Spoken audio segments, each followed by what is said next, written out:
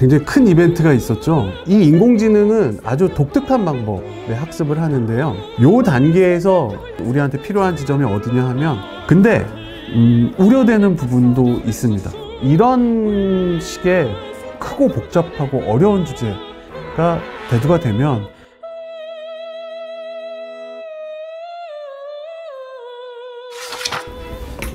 안녕하세요. 외진골목의 골목대장 박외진입니다. 그간 별일 없으셨는지요? 얼마 전에 저희 굉장히 큰 이벤트가 있었죠. 바로 수능이었는데요.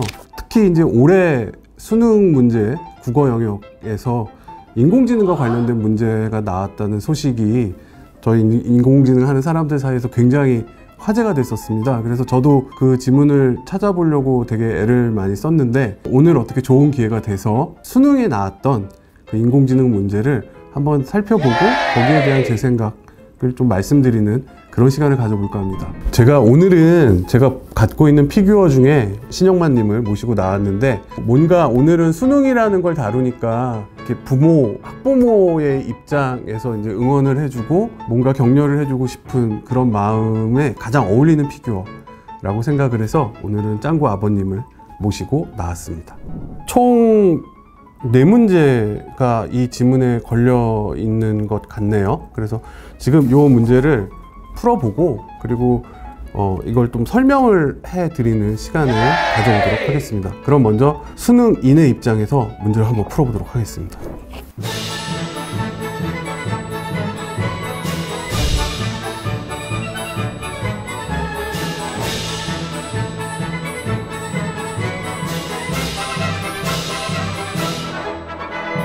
먼저 이 문제를 진행하기 전에 이 지문의 내용에 대해서 좀 설명을 좀 해드릴 필요가 있을 것 같아요. 인공지능 모델을 크게 저희들이 생성 모델과 판별 모델로 구분을 하거든요. 근데 학습된 데이터를 갖고 학습된 내용과 비슷한 종류의 데이터를 만들어내는 걸 목적으로 학습된 인공지능을 생성 모델이라고 하거든요.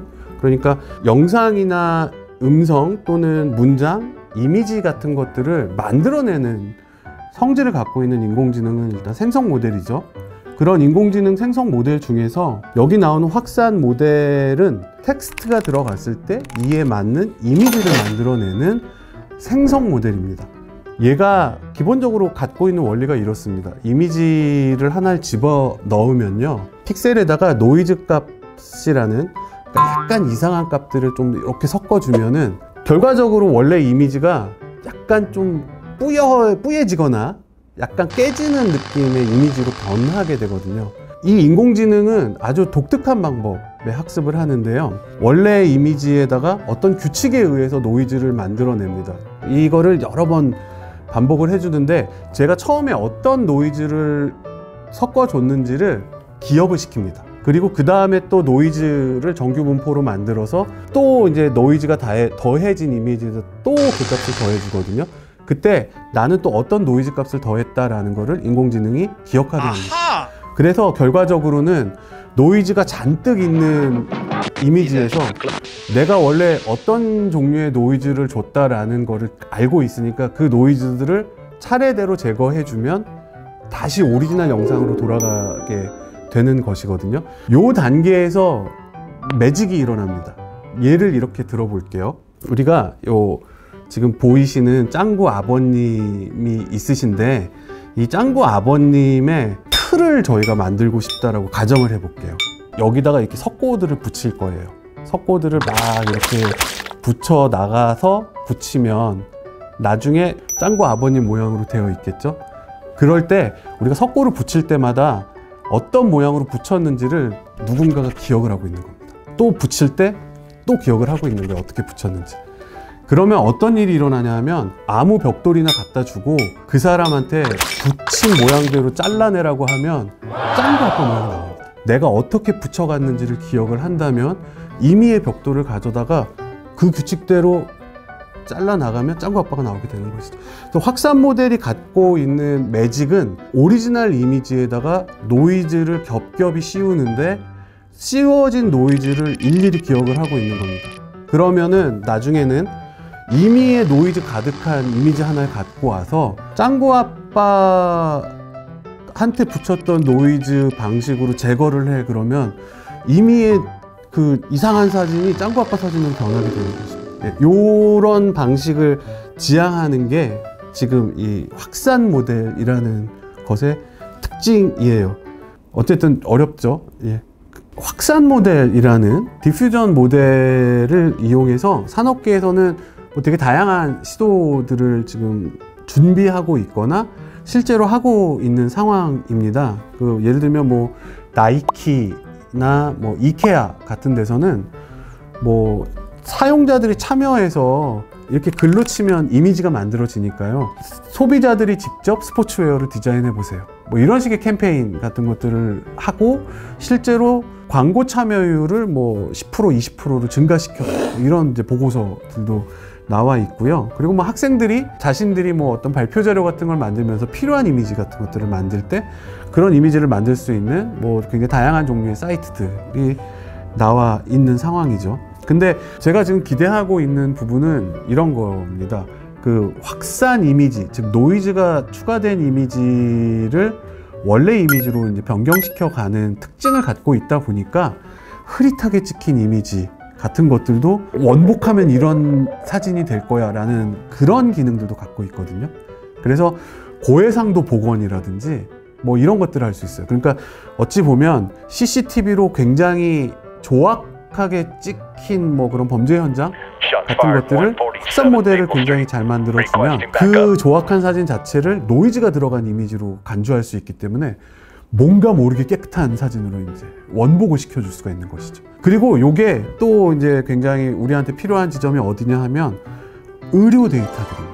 뭐 예를 들면 어떤 엑스레이나 CT 같은 사진을 찍었을 때 현재 장비로 찍어서 잘 파악이 안 되는 그런 질환 같은 것들을 이런 확산 모델을 정교하게 집어넣다 보면 뭐 가려진 부분 아니면 더 정밀하게 봐야 되는 부분들이 실제로 선명하게 계속 복원되는 효과를 노려볼 수 있거든요. 그러다 보니까 또 사회의 공공의 안전이라든지 사회 구성원 전체의 건강을 위한 뭐 그런 어떤 여러 가지 혜택을 줄 수 있는 모델로서 저는 향후에 굉장히 많이 사용될 수 있을 것으로 기대하고 있습니다. 제가 이 확산 모델 관련된 수능 지문을 보면서 느낀 건 뭐라 그럴까 되게 긍정적인 부분도 있고 우려되는 부분도 있는 것 같습니다. 먼저 긍정적인 부분에 대해서 말씀을 드려보면 셔터스톡이라는 어떤 이미지를 판매하고 거래하는 곳이 있거든요. 이 셔터스톡이 보유하고 있는 사진의 총량이 약 149년 정도의 시간을 걸쳐서 모아야 되는, 그러니까 그렇게 촬영이 돼야지만 그만큼의 양을 갖고 있다고 하더라고요. 근데 동일한 양을 이미지 생성 인공지능이 약 1.5년 만에 만들어냈다라는 기사가 있어요. 그만큼 지금 인공지능을 이용해서 굉장히 많은 분들이 이미지를 만들어내고 있고 그거를 뭐 활용을 하고 있는 상황이시죠. 여기서 중요한 거는 어쨌든 그 최신의 인공지능의 경향 그리고 그것과 관련된 기술에 대해서 국가적 이벤트에서 테마로 잡아주셨기 때문에 이 수능과 관련된 분들뿐만 아니라 뭐 학부모님들이나 학원가나 이런 곳에서 최신 기술에 대해서 인지하게 될 기회가 마련이 됐다라는 측면에서는 일정 부분 반가운 생각이 좀 드는 것도 사실입니다. 근데 우려되는 부분도 있습니다. 일단은 이런 식의 크고 복잡하고 어려운 주제가 대두가 되면 이런 것들이 또 나올지 모르니까 이와 관련된 교육 그리고 학습에 대한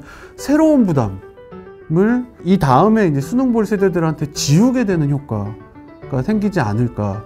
수능 대비를 위한다라는 명목으로 학생들이 굉장히 많은 것들을 공부해야 되는 압박감에 시달리게 되고 그런 분위기가 조성될까 봐 약간 그건 좀 우려가 되는 게 있습니다. 그래서 제가 바라는 거는 앞으로 인공지능과 함께 살아갈 가능성이 굉장히 높은 세대들인 만큼 앞으로 인공지능과 사람이 공존하게 되는 뭐 그런 어떤 미래상과 관련된 유명한 석학분들의 어떤 의견이나 이런 것들이 약간 지문으로 나와서 인공지능 시대를 기술적 내용이 아니라 공존이라는 의미로 대비할 수 있게 그렇게 문제들이 좀 만들어지면 공부도 기술적인 내용뿐만 아니라 생각할 수 있는 방향으로 좀 전환을 해줄 수도 있고, 어려운 얘기가 아니라 이제부터는 우리가 반드시 염두에 둬야 되는 뭐 이런 식의 주제로 약간 좀 전이를 시켜줄 수 있지 않을까라는 생각이 들어서 좀 아쉬웠습니다. 좀 더 우리가 생각해 볼 수 있는 많은 주제들이 있을 건데 라는 생각에서요. 제가 만약에 수능 문제에 대해서 출제 고민을 하게 된다면 저는 뭐 되게 많은 얘기들이 있겠지만 요즘에 가장 또 이슈가 되고 있는 오픈 AI의 챗 GPT부터 시작해가지고 DALL-E나 그런 이미지 생성 인공지능들이 공통적으로 지금 고민하고 있는 인공지능이 생성한 컨텐츠에 대한 저작권 문제 같은 것들을 좀 이렇게 굉장히 다양한 분야의 전문가들의 의견을 실제로 섞어서 한번 지문을 내보면 어떨까라는 생각이 좀 들었습니다. 그런 걸 통해서 우리가 굉장히 책임감 있게 생성된 이미지를 사용을 해야 되고, 뭐 반드시 출처와 뭐 이런 것도 인공지능으로 생성된 이미지라는 걸 명기해야 되고, 뭐 이런 여러 가지 그 주장들과 실제로 이제 뭐 유럽이나 우리나라에서도 그런 종류의 법안이 지금 통과가 되어서 이제 시행을 앞두고 있거든요. 이런 것들에 대해서 좀 학생들한테 좀 알려주고, 이런 이미지 생성 인공지능, 뭐 작곡하는 인공지능, 뮤직비디오 만드는 인공지능을 굉장히 지혜롭게 쓸 수 있는 그런 청소년들이 될 수 있게 조금이라도 정보를 줄 수 있었으면 좋지 않았을까라고 저는 생각할 것 같습니다. 네, 오늘은 제가 고등학생 때로 돌아간 듯한 그런 시간이었던 것 같습니다. 그래서 수능 문제를 인공지능이라는 이유로 같이 한번 풀어봤고요. 많은 걸 좀 느끼게 됩니다. 얼마나 공부하시느냐 고생이 많으셨을까라는 것에 대한 격려를 좀 해드리고 싶고, 인공지능이 이제는 수험생들에게도 굉장히 곁에 가까이 와 있는 그런 시대를 우리가 살고 있구나라는 생각도 좀 하게 되는 것 같습니다. 가능하다면 외진 골목에서 수능에 도움이 될 만한 수험생들을 위한 인공지능도 한번 고민해서 준비해 보도록 하겠습니다. 그래서 별도 교육에 대한 부담을 갖지 않으시고 외진 골목만 좀 보셔도 수능 대비가 이만큼은 될 수 있게 하는 방법을 저희 제작진들과 한번 머리를 맞대고 고민해 보도록 하겠습니다. 저랑 같이 산책하신 오늘 골목은 어떠셨나요? 네, 대치동 거리 같으셨습니까? 저는 더 재밌는 내용으로 다시 찾아뵙겠습니다. 지금까지 골목대장 박예진이었습니다. 감사합니다.